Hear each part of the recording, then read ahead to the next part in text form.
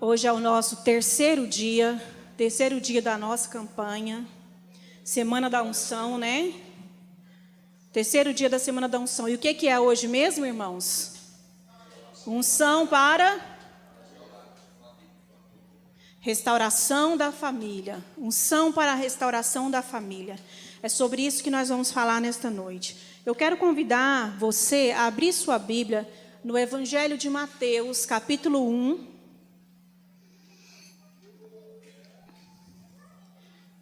Mateus, capítulo 1, versículo 5. Nós vamos ler. Achei que eu tinha deixado marcado aqui na minha Bíblia, mas não deixei. Mateus 1, capítulo 5. Antes de nós lermos, baixa a sua cabeça, fecha os seus olhos. Vamos falar com o Senhor um momentinho. Pai querido, nós estamos aqui, Senhor, para ouvir a Tua palavra. E Deus Santo, nós reconhecemos que nós precisamos de Ti. Dependemos de Ti, que sem Ti, Senhor, nós nada somos, Pai. Ó Deus, põe as Tuas palavras na minha boca e no coração da Tua igreja. Senhor, que a Tua palavra encontre guarida nesta noite em cada coração. E a palavra liberada aqui neste altar, Senhor, seja uma palavra que transforme vidas. Seja a própria palavra saindo da Tua boca ao coração de cada um nesta noite, Pai. Nós Te pedimos, vem estar conosco, Espírito de Deus. Em nome de Jesus, que todo impedimento seja agora desfeito. Que toda força contrária seja amarrada, em nome de Jesus, que o poder do Senhor subjugue todo o mal, em nome de Jesus. Aleluia, glória a Deus. Eu vou ler com você Evangelho de Mateus, capítulo 1, versículo 5. A versão que eu vou ler é a versão nova, tradução na linguagem de hoje. Vai ser um pouquinho diferente da sua, se a sua for outra. Diz assim: Salmão foi pai de Boaz, e a mãe de Boaz foi Raabe. Boaz foi pai de Obed, e a mãe de Obed foi Rute. Obed foi pai de Jessé, que foi o pai do rei Davi. Talvez tenha alguém se perguntando que mensagem é essa? Numa genealogia? Pregar na genealogia é difícil, né? Mas foi essa mensagem que Deus me deu. Irmãos, quando o Eudes me falou que eu ia falar sobre restauração da família, eu me lembrei, o Espírito Santo fez eu me lembrar de uma mensagem que eu ouvi há muito tempo atrás, muitos anos. A Vitória era bem pequenininha ainda, tinha uns 3 anos mais ou menos. E foi uma missionária que foi ministrar na nossa igreja, e ela contou, dentro da palavra que ela estava ministrando, que ela teve uma experiência com Deus, o seguinte: ela tinha um marido, e esse marido caiu na fé, se envolveu com drogas, se envolveu a tal ponto que ele virou mendigo, foi morar nas ruas, envolveu com drogas assim, terrivelmente, não ia mais para casa, vivia mesmo na condição de mendicância. E aí, ela foi consultar o filho, ela tinha filhos, foi levar um dos filhos no psiquiatra, e o psiquiatra falou assim para ela: olha, mãe, essa questão de se envolver com drogas é genético. Então, se o pai teve, o filho também vai ter, provavelmente os outros filhos também terão. Você não pode fazer nada, você não pode evitar. E ela voltou para casa desesperada, chorando, e foi falar com Deus, e falou: Senhor, eu não aceito isso, que meus filhos vão ser viciados em drogas, porque o pai também é. Que negócio é esse de genética, Senhor? E ficou lá chorando e falando com Deus. E o Senhor falou assim com ela: liga o rádio que eu vou falar com você. Era uma mulher que tinha experiência com Deus, e ela ligou o rádio. Quando ela ligou o rádio, estava lendo essa passagem aqui que eu li com vocês, da genealogia de Jesus, e citava Raabe dentro da genealogia de Jesus. E aí o Espírito Santo falou com ela o seguinte: Raabe era uma prostituta por profissão, mas lá na minha palavra não diz que os filhos dela também foram para a prostituição. Pelo contrário, eu salvei Raabe, eu incluí Raabe no meu povo, e os filhos dela também estão na genealogia do meu filho, porque eu transformo histórias. E a partir dali, ela tomou essa palavra, creu nela e começou a orar pelos filhos. E não aceitou aquela palavra de maldição, que era genético, que o gene da droga estava na vida dos filhos e que eles também viveriam aquilo. Isso mexeu tanto com o meu coração e eu guardei isso. E Deus trouxe isso à tona hoje, ok? Há uns 20 anos atrás que eu ouvi essa palavra. Hoje não, há alguns dias atrás. Então eu quero falar com vocês hoje sobre isso. Que o nosso Deus é um Deus que transforma histórias, que transforma famílias. E eu não quero aqui só contar para você histórias de pessoas, mas eu quero me basear na palavra de Deus, que é a base suprema da nossa fé. Amém? Então aqui nós vemos algo interessantíssimo, porque mulheres não são citadas em genealogias, não nas genealogias do povo judeu, mas aqui em Mateus nós vemos 5 mulheres: Tamar, Raabe, Ruth, Batseba e Maria. Dentre essas 5 mulheres, 3 tinham questões morais relacionadas a pecados sexuais, que era Tamar, que nós, né, os que têm mais um tempo de fé sabem que Tamar teve uma questão, Raabe, que era prostituta, e Batseba, que foi a mulher com quem Davi adulterou.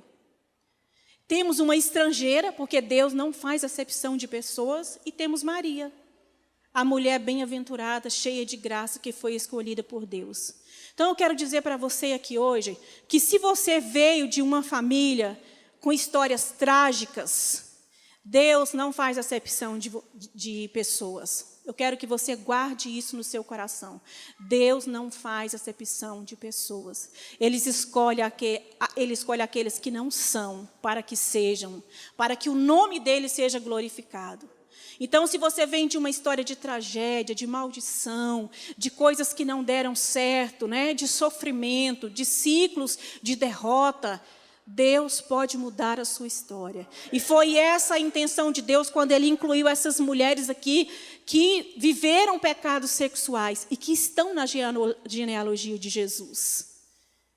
Foram antecessoras do Senhor, ancestrais do Senhor Jesus. Deus poderia escolher pessoas melhores para estar na genealogia do Salvador do mundo, mas Ele quis incluir aqueles que viveram a vida perdida antes. Porque com isso Ele queria dizer, eu vim para todos. Eu vim para todas as famílias. Deus é tão preocupado com famílias, família é tão importante para Deus, que quando Deus chamou Abraão, Ele falou assim para Abraão, em ti serão benditas todas as famílias da terra. Então, quando Deus chama uma pessoa, a bênção que Ele tem não é apenas para a pessoa, é para a família. Ele poderia dizer, em ti serão benditas todas as pessoas da terra, mas ele diz, em ti serão benditas todas as famílias da terra. O plano de Deus é para a família. Amém, irmãos? Deus está preocupado com a sua família. Deus tem não apenas um plano para você, mas Deus tem um plano para a sua família. Amém? E nós vamos discorrer sobre isso mais um pouquinho. A história de Raabe, irmãos, está lá em Josué a partir do capítulo 2, mas você não vai ler agora, tá? Porque agora você vai me acompanhar aqui no raciocínio. E nós vemos o fim dela lá em Josué, no capítulo 6. Essa mulher, Raabe, que era uma prostituta profissional, né? A vida dela era essa, era de ser prostituta, era a profissão dela. Para quem não conhece, o povo de Israel estava a ponto de conquistar a cidade de Jericó. Josué, que era o líder do povo de Israel naquele tempo, enviou 2 espiões para olhar a terra, para fazer uma análise e levar um reconhecimento da terra e levar para Josué tomar as medidas, porque ele era o líder, era o general daquele povo. E aí, quando os espias chegaram ali na cidade de Jericó, dirigidos por Deus, foram parar na casa de Raabe. Poderia ter ido para qualquer outra casa, mas foram parar na casa de uma prostituta. E aquele povo, o povo de Jericó, já tinha ouvido falar de Deus, já tinha ouvido falar do Deus dos hebreus, do Deus dos israelitas. E Raabe fala com os espias, ouvimos falar do poder do Deus de Israel. Como ele fechou o mar vermelho, como Ele trouxe vocês até aqui, como Ele derrotou os reis que estavam no caminho de vocês. E quando nós ficamos sabendo de todos os milagres que Ele fez, de todas as coisas maravilhosas que Ele realizou, o nosso coração desmaiou. Estamos tremendo de medo. Olha, uma prostituta falando assim. E aquela mulher tomou a decisão no coração dela de que ela iria ajudar os espias. E ela escondeu os espias na casa dela. Quando o rei foi informado de que tinha 2 espiões do povo de Israel lá dentro e que eles estavam na casa de Raabe, os soldados foram lá bater, ela disse não. Ela escondeu eles na parte de cima da casa, cobriu eles, né, com umas varas que tinha lá. E quando os soldados chegaram, ela falou, não, eles já foram embora. Realmente, eles estiveram aqui, mas eu não sabia o que eles queriam e eles já foram embora. Se vocês forem rápidos, vocês alcançam ele. Vão rápido. E o povo saiu rápido e os espiões escondidos lá. Quando os soldados saíram, ela foi lá e falou assim, olha, eu quero que vocês me prometam que vocês vão salvar a minha família. Incrível que ela não pede só para ela pede para a família dela. Prometam para mim que assim como eu ajudei vocês, vocês também vão me ajudar. Que quando vocês vierem conquistarem essa cidade, porque eu tenho certeza que vocês virão e conquistarão essa cidade, eu quero que vocês salvem meu pai, minha mãe, meus irmãos e toda a família deles. E eles fizeram um acordo. Falou, olha, se quando nós chegarmos aqui, todos os seus parentes estiverem reunidos dentro da sua casa, nenhum deles vai morrer. Se alguém tocar no fio de cabelo deles, nós seremos culpados. E a Raabe fez assim. Ela falou, eles disseram, coloca um fio vermelho amarrado na sua janela. E nós vamos dizer para os soldados que ninguém pode entrar nessa casa que tiver um fio vermelho amarrado na janela. E assim foi. Quando aquele povo, aquele exército veio para conquistar Jericó, que subiu nas muralhas, que eles viram o fio de escarlate amarrado na janela, eles não entraram naquela casa. E o povo que estava reunido ali foi salvo. Todos, nenhum só pereceu. Todo o restante da cidade foi morta, mas aquele povo ficou vivo, porque Raabe tinha crido no Deus de Israel, tinha abrigado os espias e tinha feito um pacto, uma promessa, tinha feito um acordo com eles. Irmãos, e assim também é. Eu já vi pregadores dizerem que esse fio de escarlate aponta para o sangue de Jesus, que quando entra na nossa vida nos salva da destruição. Amém? E eu creio que sim, que tem tudo a ver. Então, o que fez a diferença na vida dessa prostituta? Foi ela ter crido no Deus de Israel.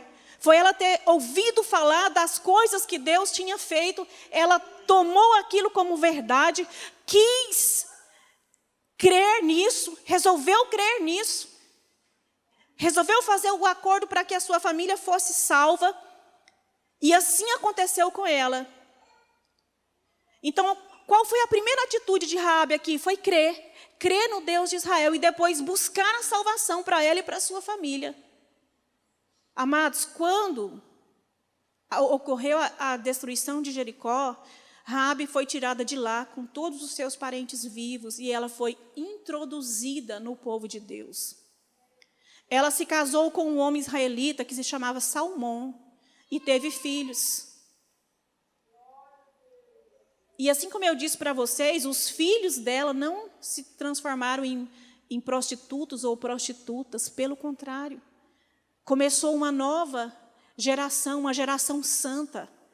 Um povo que buscava a Deus, que servia a Deus, que andava nos caminhos de Deus. Porque olha só, Raabe, depois de Raabe teve como filho Boaz. Boaz foi o marido de Ruth, que nós lemos lá no livro de Ruth. Ruth casou com Boaz, que era filho de Raabe. E Ruth e Boaz tiveram Obed. E Obed foi pai de Jessé. E Jessé nós sabemos que foi pai de Davi. Davi, antecessor, está na linhagem do Senhor Jesus Cristo. Então aqui está a prova. Aquele que vivia em maldição, afundado no pecado, no erro, no lamaçal, não precisa continuar vivendo essa vida de desgraça, de derrota, de destruição. Se essa pessoa se voltar para Deus, a sua história vai ser mudada. Ela só tem que crer que o poder de Deus é suficiente para tirá-la desse círculo de derrota, desse ciclo de derrota. E fazer o que Raabe fez. Ela creu no Deus de Israel e passou a viver com o povo de Deus, a palavra de Deus, as promessas de Deus. Eu quero dizer para você, eu não sei quais são as histórias que estão aqui hoje. Se histórias de doença, né? Muitas famílias são visitadas por maldição de câncer. Muitas famílias são visitadas por maldição de infarto. Todas as pessoas vão morrendo, o bisavô, o avô, o pai, de infarto. Às vezes tem maldição de divórcio, às vezes tem maldição de prostituição na família. E todos os tipos de maldições. E às vezes a gente pensa, não é normal, isso é normal. Não é normal. São demônios familiares, são maldições que podem ser quebradas. O poder de Deus pode desfazer essa destruição, esse ciclo. Nós só temos que nos voltar para Deus e buscar o Senhor. E Ele vai fazer na nossa vida, amém? O nosso Deus é um Deus todo-poderoso.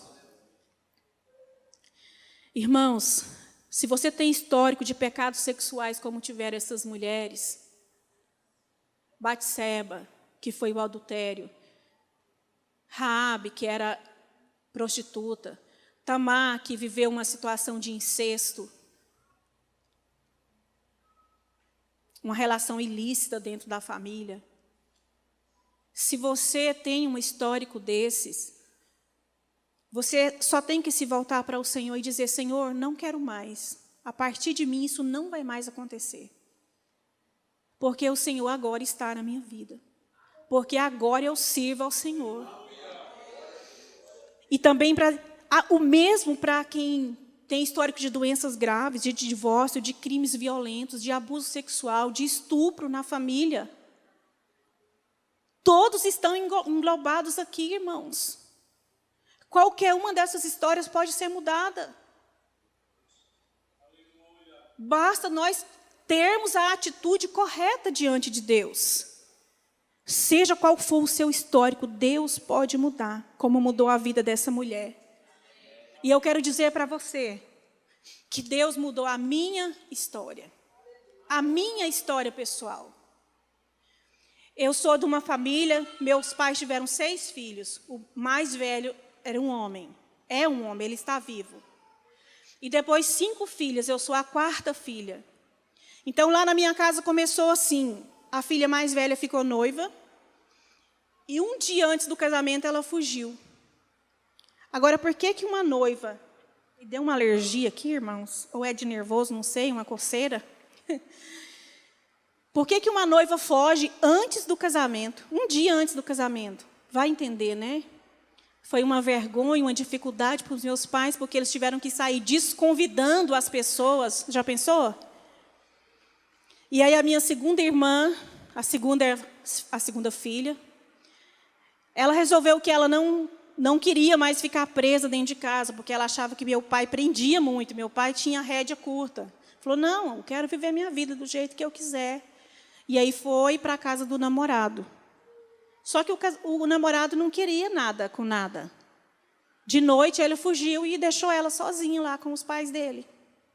E minha irmã teve que voltar para casa de cabeça baixa. Aí foi a terceira irmã. A terceira irmã resolveu que ia também morar com o namorado, contra a vontade dos meus pais. E isso, irmãos, hoje, a gente falando assim, não parece nada sério, nada muito grave, né? Mas isso há 35, 40 anos atrás, numa cidade do interior, que era onde eu morava, era uma coisa gravíssima, uma coisa que trazia muita tristeza para os pais. Os pais ficavam desolados. Minha terceira irmã foi morar com o namorado. Morou um tempo, o namorado cansou e falou, não quero mais não. E a terceira voltou para casa também, né, com a cabecinha baixa, envergonhada. Aí a 4ª era eu. Era a minha vez. E aí eu aceitei Jesus. Conheci o Senhor Jesus antes que a tragédia me alcançasse. Só, irmãos, que Satanás ficou furioso. Eu aceitei Jesus em novembro e em dezembro eu me batizei. Batizei escondido do meu pai. Era Natal. Alguém me viu ou indo ou voltando do batismo com os crentes, né? Porque os crentes colocavam os novos convertidos tudo num caminhão, né? Cidade do interior. E aí a gente foi para o rio para batizar lá no rio, no córrego. E aí os crentes tudo em cima do caminhão e eu no meio. Alguém me viu e contou para o meu pai. Quando eu cheguei em casa, já estava tudo preparado. Meu pai pegou uma corda de sisal, sabe aquelas cordas de fiapo, que não é a corda de nylon, dobrou no meio, fez uma trança e deu um nó na ponta. E meu pai me pegou, eu e a minha irmã, porque éramos nós duas, e foi uma ataca violenta. Violentíssima, a ponto de eu cair e não conseguir levantar mais, e meu pai continuou. Depois, e ele furioso, mas era uma fúria tão grande, irmãos, que era uma coisa maligna. Quando a corda descia, ela cantava. Eu ouço até hoje o barulho da corda, cantando. E eu fazia assim com as mãos para proteger o corpo. Eu fiquei toda inchada, todo o corpo, mas eu não gritei, não chorei, não pedi socorro, fiquei calada. A única reação minha era pôr as mãos assim para proteger o corpo. Meus braços incharam assim, parecendo que ia estourar, aqueles hematomas terríveis. Eu fiquei 3 dias sem conseguir levantar da cama, minha mãe cuidando de mim.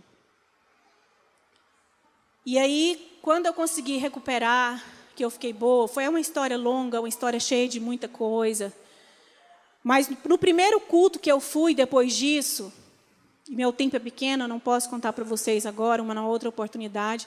No primeiro culto que eu fui depois disso, Deus usou uma pessoa e disse para mim: Satanás ficou tão furioso com você, porque ele estava fazendo um ninho dentro da sua casa.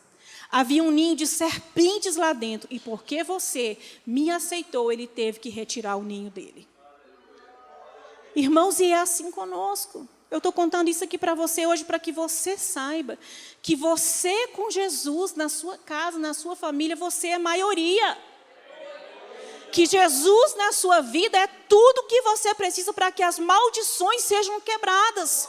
E sua história seja transformada. De destruição, de derrota, numa história, irmãos, numa história maravilhosa. A história que Deus tem para você. Naquilo que Deus planejou para você desde o princípio, desde quando Ele te formou. E o meu maior desejo era que Deus salvasse a minha família. Eu tive a oportunidade de ir embora de casa, porque envolveu denúncia na delegacia, porque eu era menor de idade, eu fiquei muito machucada. E o pastor da minha igreja, o filho do pastor advogado, perguntou se eu queria sair de casa. Se eu quisesse, ele me tirava de lá, eu não quis. Eu falei, não, se eu sair daqui vai ser difícil. Mais difícil ganhar meus pais, eu vou ficar aqui, porque eu quero ganhar minha família. Irmãos, e naquele tempo que eu fiquei me recuperando, que eu estava ainda acamada, eu ouvia nitidamente uma voz desse lado, uma voz desse lado. Uma voz dizia assim: perdoa seu pai. Ele é digno de ser perdoado, ele só foi usado pelo inimigo. E a outra voz dizia: odeia seu pai. Ele não te ama, ele quase te matou. E aí você tem que fazer uma escolha. Quem você vai ouvir? Eu escolhi ouvir o Senhor. E eu perdoei meu pai. E o meu maior desejo vem se cumprindo de lá para cá. Porque hoje meu pai é um homem de Deus. Ele aceitou Jesus como seu Salvador. Minha mãe é uma mulher de Deus. Minhas irmãs têm aceitado Jesus. Meus tios, minhas tias, minhas primas. O evangelho veio se espalhando na minha família. Irmãos, é uma coisa linda. E começou com a minha bisavó e depois eu. Porque quando a minha bisavó morreu, depois dela fui eu. E Deus tem feito. Meu avô era alcoólatra, a vida inteira alcoólatra. Aceitou Jesus, morreu salvo. Minha avó aceitou Jesus, morreu salva. E Deus vem fazendo coisas extraordinárias na minha família. Parentes de longe têm sido alcançados. Dos meus irmãos, tem 2 que ainda precisam de voltar para o Senhor. Foram para o evangelho e se desviaram, mas por pouco tempo, porque eles estão debaixo de oração. E Deus vai salvá-los, eu tenho certeza. Então eu quero dizer para você com isso hoje, que Deus pode transformar a sua história e a história da sua família. O plano do Senhor não é só para você, é para a sua casa também. Amém. Se posicione diante de Deus, tenha uma vida com Deus, se apegue ao Senhor, se agarre ao Senhor e à sua palavra, porque se você estiver debaixo das asas do Salvador, não há maldição alguma que possa interferir, que possa mandar na sua vida, que possa ditar o seu destino. Deus é o Senhor do seu destino, amém? Glória a Deus.